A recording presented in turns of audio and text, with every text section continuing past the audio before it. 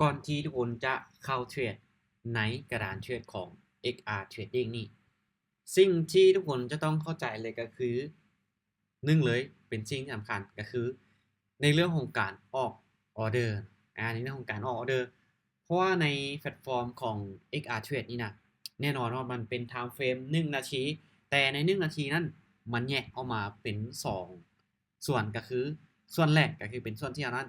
วิเคราะห์เพื่อออกออเดอร์แยกเป็น30วินาทีและส่วนที่2ก็คือเป็นส่วนที่เรานั้นรอผลแยกออกเป็น30วินาทีรวมกันก็คือเป็น1 นาทีบางคนเนาะยังบ่เข้าใจเรากดออเดอร์ไปแล้วแท่งตัวนั้นมันเป็นตามที่เรากดออเดอร์อยู่เป็นอย่างคือเราบ่ได้เงิน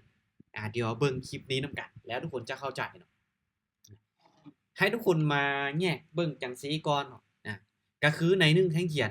ตุ้ยจะมาอธิบายคือใน1แท่งเทียนเนาะมันจะมีเวลาอยู่ก็คือ30วินาทียกตัวอย่างเนาะคือในแท่งเทียนตัวเนี้ยมันก็จะนับถอยหลัง30วินาทีให้ทุกคนมาสังเกตเบิ่งเวลาบ่นี้เนาะสังเกตบ่นี้เวลามันเหลือ0ปุ๊บเปลี่ยนเป็นแท่งใหม่มันจะเป็น30วินาทีในแท่งต่อไปทุกแท่งเทียนเนาะมีเวลา30วิมันจะนับถอยหลัง30วิคือกันคือเบิ่งแท่งตัวนี้เนาะเบิด30วิไปปุ๊บมันจะเปลี่ยนเป็นแท่งใหม่ทันทีและสำหรับแท่งเทียนที่เราวิเคราะห์เพื่อออกออเดอร์ได้ให้ทุกคนสังเกตเบิ่งที่ว่าเบิ่งอยู่บอนนี้เนาะให้ทุกคนสังเกตเบิ่งเวลาอยู่บอนนี้เนาะและสังเกตเบิ่งบอนที่ว่าปุ่มซื้อและปุ่มขายบอนนี้ปุ่มซื้อและปุ่มขายถ้าว่าแท่งเทียนตัวใดที่เป็นแท่งเทียนที่เราวิเคราะห์เพื่อออกออเดอร์ได้นั้นระหว่างปุ่มซื้อและปุ่มขายนี่มันจะเป็นสีเข้มเนาะมันจะเป็นสีเข้มเห็นบ่ระหว่างซื้อนี่มันก็จะเป็นเขียวเข้มขายมันก็จะเป็นแดงเข้มเนาะเราสามารถที่จะกดออกออเดอร์ได้จนกว่าเวลาของมันจะหมดไปและเปลี่ยนเป็นแท่งใหม่ปึ๊บเวลาของมันเปลี่ยนเป็นแท่งใหม่แท่งเทียนเนาะมันจะยากมันจะเปลี่ยนเป็นแท่งใหม่เลยจากที่ก่อนหน้าเนี่ยมันอยู่ในแท่งนี้เห็นบ่มันจะเปลี่ยนมาเป็นแท่งนี้และต่อมาเนาะแท่งตัวนี้จะเป็นแท่งเทียนที่เรานั้นรอผลว่าที่เรากดออกออเดอร์ไปนั่นมันจะไปตามที่เราวิเคราะห์หรือบ่ถ้าหากว่าเรากดซื้อและแท่งตัวนี้เนาะมันลงมาเป็นแดงก็คือเราจะขาดทุนก็คือเราจะขาดทุนนั่นเองเพราะเรากดซื้อไปแล้วเนาะมันบ่ได้ขึ้นไปตามที่เราวิเคราะห์แต่ถ้ามันขึ้นไปปุ๊บเราจะได้เงินเราจะได้เงินเนาะคือบางคนนี่น่ะบางคนเนาะยกตัวอย่างคือในแท่งตัวนี้เนาะมันเป็นแท่งเทียนที่เรานั้นวิเคราะห์เพื่อออกออเดอร์อยู่แล้วรอตัวแล้วรอในช่วงสุดท้ายแล้วเนาะช่วงสุดท้าย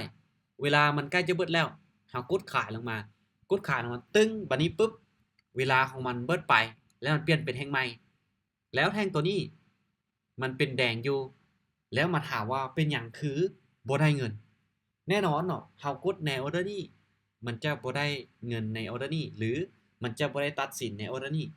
มันจะรอในออเดอร์ต่อไปออเดอร์ที่เรานั้นรอผลเขาเอิ้นว่าออเดอร์ที่เรารอผลเนาะมันจะรอในออเดอร์นี้ถ้าโอเคออเดอร์นี้เรากดขายลงมาเนาะปุ๊บแล้วแท่งเขียนต่อมามันเป็นแท่งเขียวแน่นอนเราจะขาดทุนนะฉะนั้นในจุดนี้ล่ะที่หลายๆคนยังเข้าใจผิดเนาะที่ยังว่ายังบ่เข้าใจในเรื่องของการออกออเดอร์เนาะในแท่งเทียนที่เราวิเคราะห์ออกออเดอร์นั้นเราเป็นการคาดคะเนว่าในแท่งต่อไปมันจะขึ้นหรือมันจะลงมันจะขึ้นหรือมันจะลงเนาะยกตัวอย่างแท่งตัวเนี้ยมีเวลา30วิที่เราวิเคราะห์เพื่อออเดอร์โดยที่คิดว่ากราฟในอนาคตมันจะขึ้นหรือมันจะลงถ้าในโอเคในแท่งต่อไปเนาะเราคิดว่ามันจะขึ้นในแท่งต่อไปเขากดไปที่ฝั่งซื้อและเราก็มารอรอว่าโอเคในแท่งตัวนี้มันจะขึ้นไปตามที่เราวิเคราะห์หรือบ่ถ้าหากว่ามันบ่ขึ้นแน่นอนเราจะขาดทุนเราจะขาดทุนและบัดนี้เนาะในส่วนที่ว่าในเรื่องของการปรับเงินมันจะมีที่ว่าตัวนี้เนาะในเรื่องของการปรับเงินได้เพราะว่าตัวนี้เนาะก็ถือว่าเป็นอีกส่วนหนึ่งที่หลายๆคนที่ว่าผิดพลาดเนาะก็คือในตัวเนี้ยปรับเงินเริ่มต้นเนาะขั้นต่ำที่เราสามารถออกออเดอร์ได้ก็คืออยู่ที่1 USDT 1 USDT ที่เราสามารถออกออเดอร์ขั้นต่ำได้ และผลตอบแทนของมันที่มันให้เนาะบ่ว่าเราจะกดออเดอร์เท่าใดก็ตามกำไรที่มันให้มาเนาะก็คือ 95% ของต้นทุนกำไรที่มันให้มาก็คือ 95% ของต้นทุนเราออกไป$1ได้กำไร 95% ก็คือเราจะได้มาอยู่ที่ 0.95% บวกกับต้นทุนที่เราออกออเดอร์ไปกำไรกับต้นทุนบวกกันมันจะได้อยู่ 1.95 ถ้าหากว่าเราออกไปเราออกไป$10เนาะถ้าเราออกไป$10นี่บ่กำไรมันก็จะบวกกับต้นทุนของกลับขึ้นมาแต่ถ้าว่าเสียมันจะเสียทั้งเบิดของจำนวนเงินที่เรานั้นกดออกออเดอร์ไปยกตัวอย่างเอาไป$10เราจะเสีย$10ทั้งเบิดเลยถ้าเอาไปผิดทางหรือว่าผลการที่เราคาดคะเนมันบ่ไปดังที่เราคิดเนาะและบัดนี้ตัวต่อมาเขาเนาะที่ว่าในเรื่องของบัญชีเนาะบัญชีในการเทรดทุกคนจะเห็นว่าในจุดนี้เนาะมันจะเขียนว่าบัญชีจริงและหนังสือมันเป็นสีเขียวมันจะมีทั้งบัญชีจริงและบัญชีเดโมเนาะเห็นบ่บัญชีจริงและบัญชีเดโมถ้าบัญชีจริงเนาะใครที่บ่ได้เติมเงินเข้ามาเนาะหรือบ่ได้โอนที่เข้ามามันจะเป็น0ตัวนี้คือในบัญชีจริงของตุ้ยมีอยู่แล้วเนาะให้ทุกคนใช้เป็นบัญชีทดลองในการเทรดก็ได้เนาะใช้บัญชีทดลองในการเทรดก็ได้ปั๊มเงินอีหยังต่างๆมันคือกันปั๊มเงินอีหยังต่างๆมันคือกันกำไรและผลตอบแทนอีหยังมันคือกันทุกอย่างเลยก็เนาะต่างแต่ว่าบัญชีทดลองเป็นบัญชีที่ให้เฮานั้นทดลองเทรดด้วยตัวเองฝึกเทรดโดยที่เฮานั้นบ่เสียเงินเอาไว้ง่ายๆซะฝึกเทรดโดยที่เฮาบ่เสียเงินถ้าว่าบัญชีทดลองมันเสียอันเบิดไปเฮาสามารถที่จะรีเฟรชกลับคืนมาใหม่ได้กลับคืนมาใหม่ได้คือยกตัวอย่างเนาะตัวจะไปให้มันเสียทั้งเบิดอยู่ 1,000 กับ 9.5 UST ตัวจะไปทั้งเบิดก็คือเขาจะมากดอยู่บนว่า all in ปึ๊บทุกคนสังเกตลงมาเนาะกด all in ปึ๊บมันจะไปทั้งเบิดเลยตัวจะตามซื้อขึ้นไปเห็นบ่ตามซื้อขึ้นไปปุ๊บเงินของเรามันจะเหลือ0เลยเหลือเบิ่งเนาะออเดอร์นี้ตัวตามซื้อขึ้นไปตัวตามซื้อขึ้นไปแล้วไปทั้งเบิดของเงินที่เรามีหรือไผที่จะไป1ก็ได้ไป2ก็ได้หรือไป10ก็ได้แต่ในกรณีตุ้ยจะไปให้มันเสียแล้วสาธิตให้ทุกคนเบิ่งว่าในกรณีที่มันเสียแล้วเราจะรีเฟรชเงินบัญชีเดโมของเรากลับขึ้นมาเราจะเฮ็ดจังได๋เบิ่งเนาะมันจะเสียบ่โอ้โหกลับได้ซ้ำของเนาะออเดอร์นี้กลับได้ซ้ำเห็นบ่นี่คือในเรื่องของการออกออเดอร์มันได้ก็ตามถ้าโอเคได้หรือเสียก็ตามเงินของเราถ้าหากว่าเรารีเฟรชคือปุ่มสีส้มเนี่ยลูกศรไปกับสีส้มตัวนี้เนาะปึ๊บมันจะมาอยู่ที่ 1,000 คือเก่าเนาะเพราะว่าจะได้ขึ้นไปเท่าใดก็ตามหรือเสียลงมาเหลือ0ก็ตาม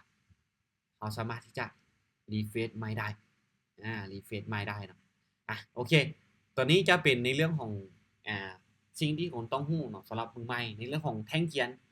ช่วงใดเป็นช่วงที่เราสามารถออกออเดอร์ได้และช่วงใดที่เป็นช่วงที่เรานั้นรอผลว่าเราจะได้กำไรหรือขาดทุนนี่คือสิ่งที่ทุกคนต้องรู้เนาะเป็นมือใหม่หลายๆคนที่เข้าใจผิดในจุดนี้เนาะฉะนั้นทุกคนต้องรู้ในจุดนี้เสียก่อนและในเรื่องของการปรับเงินเอาทุกคนเวลาที่เทรดต้องปรับเงินให้มันละเอียดเนาะเวลาทุกคนไปเทรดบัญชีจริงนี่นะถ้าทุกคนบ่ปรับเงินเนาะเงินของทุกคนบ่ฮอด$10ทุกคนไป$10มันก็จะบ่ออกฉะนั้นทุกคนต้องปรับเงินและบัญชีทดลองเนาะสามารถที่จะรีเฟรชใหม่ได้บัญชีจริงนี่เสียแล้วคือเสียเลยบ่สามารถรีเฟรชใหม่ได้โอเคสำหรับคลิปนี้ก็จะประมาณนี้ในเรื่องของพื้นฐานเกี่ยวกับการออกออเดอร์ต่างๆโอเคสำหรับคลิปนี้บ๊ายบายเนาะอย่าลืมคนด้าฝากทุกคนกดไลค์กดติดตามกดแชร์ช่องของตุ้ยไว้แน่เนาะถ้าทุกคนคิดเห็นว่าคลิปนี้มันเป็นประโยชน์เนาะสำหรับมือใหม่กดกันอย่าลืมกดแชร์คลิปนี้ออกไปให้หลายๆคนได้ศึกษาได้เรียนรู้นำกันโอเคสำหรับคลิปนี้บ๊ายบายเดี๋ยวศึกษานำการต่อในคลิปต่อไปสำหรับคลิปนี้บ๊ายบาย